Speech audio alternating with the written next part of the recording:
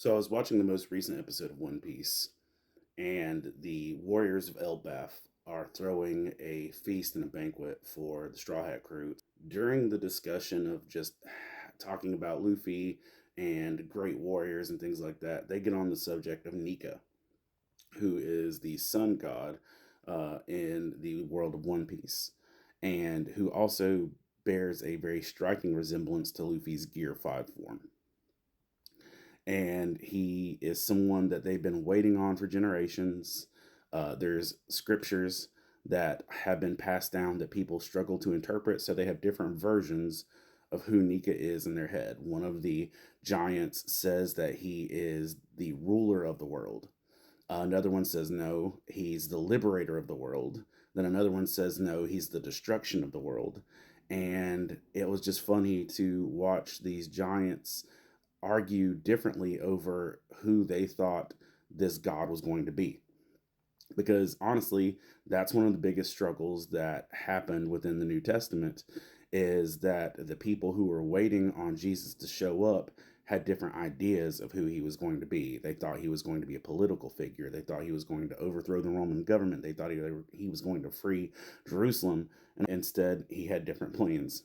And it reminds me of this passage that's in Matthew chapter 16, verses 13 through 15. When Jesus came into the region of Caesarea Philippi, he asked his disciples, saying, "Who do men say that I, the Son of Man, am?" So they said, "Some say John the Baptist, some say Elijah, and others Jeremiah or one of the prophets." He said to them, "But who do you say that I am?" Then Simon Peter answered and said, "You are the Christ, the Son of the living God." And I think it really boils down to, for us, in our relationship with God and with Jesus, that one question, verse 15. But he said to them, "Who do you say that I am?" Because it's not just about who we think Jesus is in our opinion. It's also, who is he in relationship to us and to our faith? Is he the mascot, or is he the Messiah?